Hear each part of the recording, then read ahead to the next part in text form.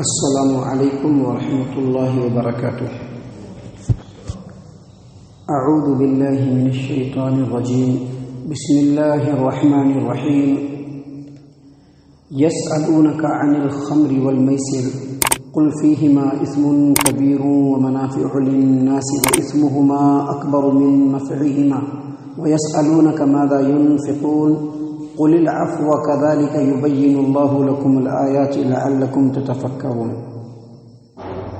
اے نبی صلی اللہ علیہ وسلم، وہ لوگ آپ سے شراب اور جوئے کے بارے میں پوچھتے ہیں، آپ ان سے کہہ دیجئے کہ ان دونوں میں بڑا گناہ ہے اور لوگوں کے لیے کچھ فائدے بھی ہیں، اور ان دونوں کے گناہ ان دونوں کے فائدے سے بڑا ہے۔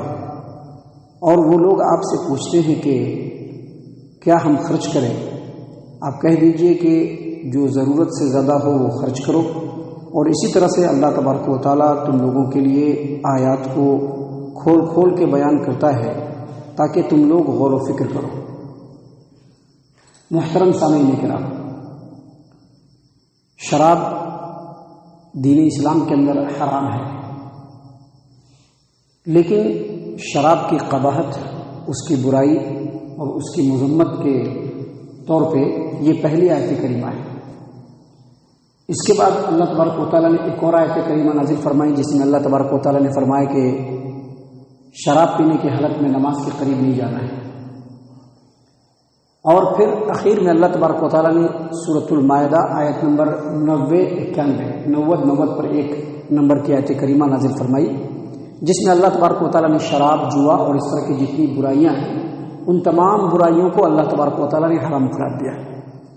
اس سلسلے میں ایک روایت ہے جس کو امام احمد ابو میسرہ سے اور وہ عمر بن خطاب رضی اللہ عنہ سے روایت کرتے ہیں، اور اسی روایت کو امام ابو داؤد نے اپنی سنن ابی داؤد کتاب الاشربہ باب تحریم الخمر حدیث نمبر 3670 پہ روایت کیا ہے۔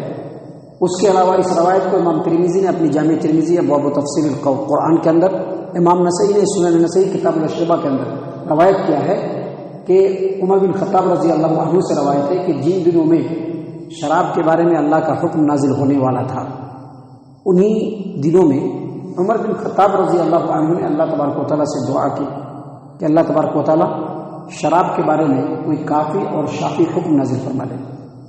ہم آپ کو بتلا دیں کہ شراب کے حرام ہونے سے پہلے عرب کے اندر مسلمانوں کے درمیان بھی شراب کو بہت ہی زیادہ عزیز سمجھا جاتا تھا۔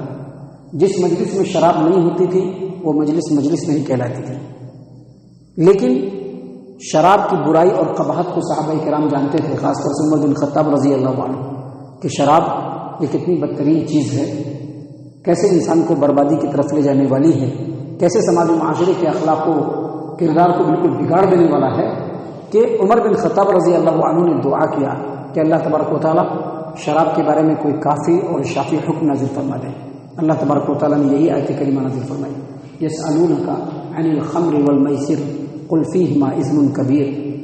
لوگ آپ سے پوچھتے ہیں کہ شراب کیا ہے، شراب کے بارے میں آپ سے پوچھتے ہیں اور جوا کے بارے میں پوچھتے ہیں، تو اللہ تبارک و تعالیٰ نے اس کے جواب میں کہا کہ قل، آپ کہہ دیجئے فیہما اثم کبیر، شراب میں اور جوے میں بڑا گناہ ہے، بڑا گناہ ہے۔ جب یہ آیت کریمہ نازل ہوئی تو عمر بن خطاب رضی اللہ عنہ کو بلایا گیا اور بلا کر کے ان کو بتایا گیا کہ دیکھیے آیت کریمہ نازل ہوئی ہے۔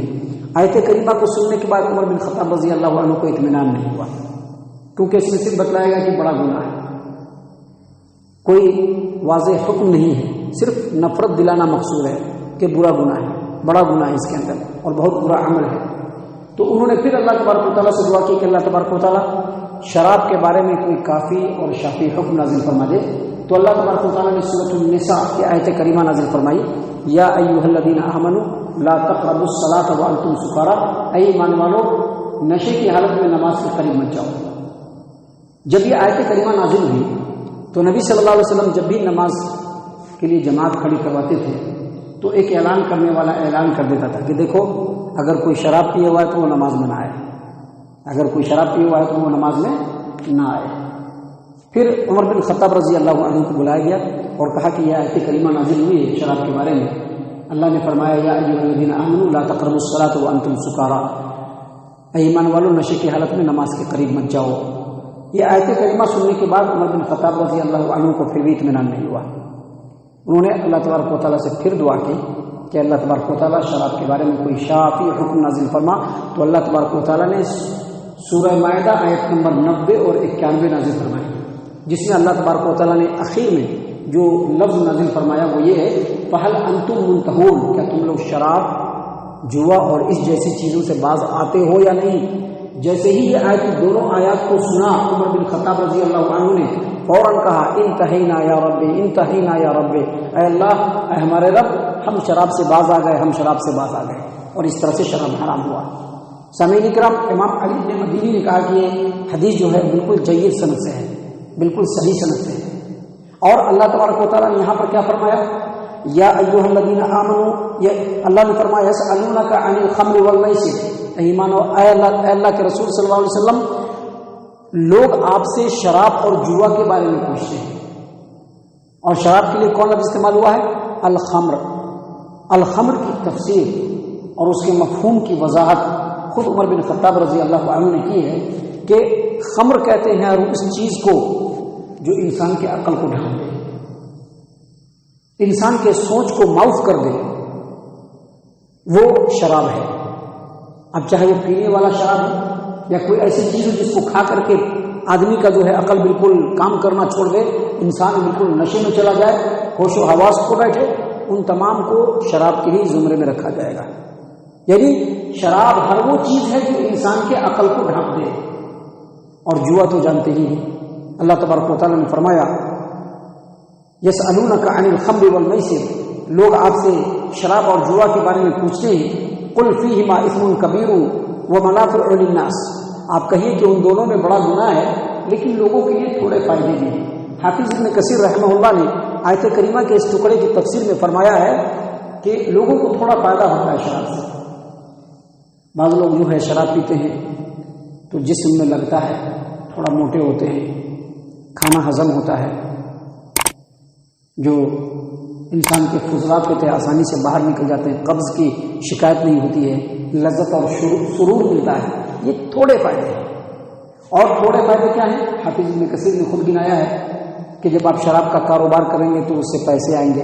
ابھی آپ دیکھیں گے، ابھی لاک ڈاؤن آیا تھا، ہر چیز بند تھا لیکن شراب بند نہیں تھا. ہر چیز بند تھا لیکن شراب بند نہیں تھا. تو اللہ نے فرمایا کہ شراب کے تھوڑے فائدے ہیں. اور اسی طرح سے جوا جب آدمی کھیلتا ہے تو پیسہ جیت لیتا ہے. 10 روپیہ لگاتا ہے اس کے بدلے میں 20 روپیہ جیت لیتا ہے، 10,000 لگاتا ہے تو 20,000 جیت لیتا ہے. تو کہا کہ اس سے بھی تھوڑے فائدے ہیں، لیکن یہ جو فائدہ ہے وہ دنیاوی اعتبار سے ہے اور نقصان جو ہے وہ دین کے اعتبار سے ہے. دین کے اعتبار سے نقصان کیا ہے؟ جب آدمی شراب پیتا ہے تو اس کا عقل جو ہے وہ کام کرنا چھوڑ دیتا ہے، اس کے بعد انسان کسی بھی گناہ میں ملوث ہو جاتا ہے. شراب کو ام الخبائث کہا گیا ہے اور دلیلوں سے یہ بات ثابت ہے کہ شراب پینے والا ہر طرح کی برائی کر بیٹھتا ہے اور فتنہ و فساد بھی اس سے پیدا ہوتا ہے. اسی طرح سے جوئے بازی میں بھی بہت سارے فتنہ و فساد پیدا ہوتے ہیں. اللہ تبارک و تعالیٰ نے اسی لیے بیان فرمایا کہ قل فیہما اسم کبیر ومنافع للناس، آپ کہہ دیجیے کہ شراب اور جوئے کے اندر بڑا گناہ ہے، لوگوں کے لیے تھوڑے فائدے بھی ہیں، لیکن اللہ نے مزید فرمایا وَإِثْمُهُمَا أَكْبَرُ مِن نَفْعِهِمَا، لیکن اس فائدے سے زیادہ اس میں نقصان ہے. فائدہ کم ہے، نقصان زیادہ ہے. دراصل میں نے بتلایا کہ یہ آیت کریمہ شراب کے حرام ہونے کے سلسلے میں یہ تمہیدی بات ہے. ابھی شراب کو حرام نہیں کیا گیا ہے. یہی وجہ کہ جب یہ آیت کریمہ عمر بن خطاب رضی اللہ عنہ امیر المومنین جو بعد میں دوسرے امیر المومنین دوسرے خلیفہ ہیں ان کے پاس جب پڑھی گئی نبی صلی اللہ علیہ وسلم کے زمانے میں، تو عمر بن خطاب رضی اللہ عنہ نے کہا کہ اے اللہ، شراب کے بارے میں ہمارے لیے کوئی شافی حکم نازل فرما دے. تو اللہ تبارک و تعالیٰ نے قرآن کریم کی یہاں تک کہ آخر میں یہ آیت کریمہ، یہ 2 آیات سورۃ المائدہ آیت نمبر 90 اور 91 یہ دونوں آیت کریمہ نازل فرمائی. اللہ نے فرمایا یا ایھا الذین آمنوا انما الخمر والمیسر والانصاب والازلام رجس من عمل الشیطان فاجتنبوه لعلکم تفلحون. اے ایمان والو، بے شک شراب، جوا اور آستانے اور فال کے لیے جو تیر نکالتے ہیں یہ سب کے سب ناپاک ہیں، شیطانی عمل ہے. فاجتنبوه، اس سے بچو، لعلکم تفلحون، تاکہ تم کامیاب ہو جاؤ. اس کے بعد آگے اللہ نے فرمایا انما يريد الشيطان ان يوقع بينكم العداوة والبغضاء في الخمر والميسر ويصدكم عن ذكر الله وعن الصلاة فهل انتم منتهون. اللہ نے فرمایا کہ بے شک شیطان تو یہ چاہتا ہے کہ شراب اور جوئے کے ذریعے سے اے ایمان والے تمہارے درمیان نفرت، بغض و عداوت اور رنجش ڈال دے اور تم کو نماز سے روک دے. اب ظاہر سی بات ہے شراب پینے کے بعد کون نماز پڑھنے جاتا ہے؟ شرابی تو شراب پینے کے بعد تو اپنے آپ میں بھی نہیں رہتا ہے، اور اللہ نے کہہ بھی دیا کہ شراب پینے کی حالت میں نماز کے لیے نہ ہو. تو کیا کہا کہ شراب کے ذریعے سے اور جوئے بازی کے ذریعے سے شیطان یہ چاہتا ہے کہ تم کو اللہ کے ذکر اور نماز سے روک دے. فہل انتم منتہون، تو کیا تم ان چیزوں کو چھوڑتے ہو یا نہیں؟ تو یہی دو آیت کریمہ ہے جس کے ذریعے سے شراب کو کمپلیٹلی حرام قرار دیا گیا. محترم سامعین کرام، اس کے بعد اللہ تبارک و تعالیٰ نے آگے بیان فرمایا وَيَسْأَلُونَكَ مَاذَا يُنْفِقُونَ. لوگ اے نبی صلی اللہ علیہ وسلم آپ سے یہ بھی پوچھتے ہیں کہ ہم اللہ کے راستے میں کیا خرچ کریں، اللہ کے راستے میں کیا خرچ کریں. اللہ تبارک و تعالیٰ نے کہا کہ قل، آپ کہہ دیجیے العفو، قل العفو، جو چیز ضرورت سے زیادہ ہو اس کو خرچ کرو. اس کی تفسیر میں امام ابن ابی حاتم نے اپنی تفسیر ابن ابی حاتم کے اندر حکم سے اور انہوں نے مقسم سے اور انہوں نے عبداللہ ابن عباس رضی اللہ عنہما سے روایت کیا کہ عفو کا معنی یہ ہے کہ جو تمہارے اور تمہارے اہل و عیال کی ضرورت سے زیادہ ہو اس کو اللہ کے راستے میں خرچ کرو. اور یہ صدقے کی آخری حد ہے کہ جو کچھ ضرورت سے زیادہ ہے اس کو اللہ کے راستے میں خرچ کر دیا جائے. لیکن ایسا ہرگز نہیں ہونا چاہیے، ایسا ہرگز نہیں ہونا چاہیے کہ انسان کے پاس جو کچھ ہو سب اللہ کے راستے میں خرچ کر دے اور بعد میں خود محتاج بن جائے. ایسا نہیں ہونا چاہیے. اللہ کے رسول صلی اللہ علیہ وسلم کی حدیث ہے صحیح البخاری کتاب الزکات کی. اللہ کے رسول صلی اللہ علیہ وسلم نے فرمایا کہ بہترین صدقہ وہ ہے جس کے بعد انسان خود محتاج نہیں ہو، اور انسان جو کچھ اللہ کے راستے میں خرچ کرتا ہے اس میں شروعات اور آغاز ان لوگوں سے کرے جو ان کے زیر نگرانی ہو، جو ان کے زیر کفالت ہو. ان سے پہلے شروع کرے اور پہلے ان کو دے اور پھر بعد میں دوسرے لوگوں کو دے. سامعین کرام، ایک حدیث ہے صحیح مسلم کتاب اللقطہ کی، ابو سعید خدری رضی اللہ عنہ روایت کرتے ہیں کہ پیارے رسول صلی اللہ علیہ وسلم ایک مرتبہ سفر میں ہیں، سفر میں اور بھی لوگ ساتھ میں ہیں، تو کہا کہ جن کے پاس زیادہ سواری ہو وہ ان کو سواری دے دے، جن کے پاس سواری نہیں ہے. جن کے پاس زیادہ راہ ہو وہ ان کو دے دے، جن کے پاس راستے کا خرچ نہیں ہے. اسی طرح سے نبی صلی اللہ علیہ وسلم نے ایک ایک بات کا نام لے کر کے کہا کہ اگر زیادہ ہو تو فلاں کو دے دے. یہاں تک کہ ابو سعید خدری رضی اللہ عنہ کہتے ہیں کہ ہم لوگ یہ سمجھنے لگے کہ جو مال ضرورت سے زیادہ ہے اس کو رکھنا ہمارا حق نہیں ہے. لیکن ہم آپ کو بتا دیں کہ اللہ تبارک و تعالیٰ نے یہاں پر فرمایا وَيَسْأَلُونَكَ مَاذَا يُنْفِقُونَ. لوگ پوچھتے ہیں کہ اللہ کے راستے میں کیا خرچ کریں. قُلِ الْعَفْوَ، آپ کہہ دیجئے کہ ضرورت سے زیادہ یہ افضلیت کی بنیاد پر ہے، یہ ضروری نہیں ہے، یہ افضلیت کی بنیاد پر ہے. لیکن آیت کریمہ کو آپ دھیان میں رکھیں گے تو ایک اور باریک نقطہ سمجھ میں آتا ہے. کیا باریک نقطہ سمجھ میں آتا ہے؟ یہ آیت کریمہ مدینے کے اندر نازل ہوئی. اس وقت صحابہ کرام اتنے مالدار نہیں تھے، قسم پرسی کے عالم میں تھے. کسی کسی کے پاس پہننے کے لیے ایک کپڑا ہوتا تھا، کوئی ایک ہی چادر میں ہی پہن کر کے زندگی گزارتے تھے. لیکن اس کے باوجود صحابہ کرام کے ذہن میں یہ بات ہوتی تھی کہ جو کچھ بھی اللہ نے دیا اس کو اللہ کے راستے میں خرچ کرنا ہے. یہ ایک باریک نقطہ ہے جو مسلمانوں کو سمجھنا ہے. دراصل اللہ نے جو کچھ دیا ہے اس کو اللہ کے راستے میں خرچ کرنا یہ ایمان والوں کی جو عظیم صفات ہوتی ہیں اس میں سے ایک صفت ہے. اللہ تعالیٰ نے قرآن کریم میں آپ دیکھیں گے بہت سارے مقامات پر جہاں پر ایمان والوں کا ذکر کیا، ان کے صفات کا تذکرہ کیا، وہاں پر یہ بھی کہا وَمِمَّا رَزَقْنَاهُمْ يُنْفِقُونَ. ایمان والے جو ہوتے ہیں وہ ہوتے ہیں جو اللہ نے ان کو دیا اس کو اللہ کے راستے میں خرچ کرتے ہیں. تو یہی بات اصل سمجھانا مقصود ہے اللہ تبارک و تعالیٰ کا. اس کے بعد اللہ تبارک و تعالیٰ نے فرمایا كَذَلِكَ يُبَيِّنُ اللَّهُ لَكُمُ الْآيَاتِ لَعَلَّكُمْ تَتَفَكَّرُونَ.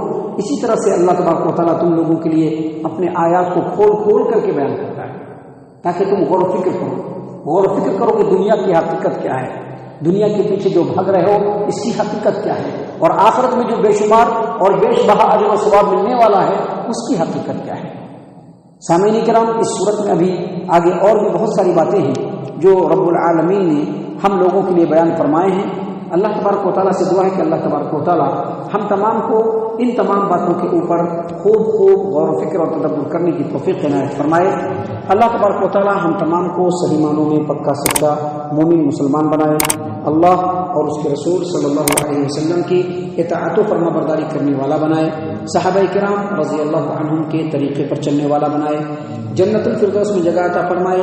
اے اللہ ہم تمام کو جہنم سے پناہ دے، اے رب العالمین ہم تمام کو جہنم سے پناہ دے، اے مالک الملک ہم تمام کو جہنم سے پناہ دے، آمین یا رب العالمین۔ وما علینا الا البلاغ المبین۔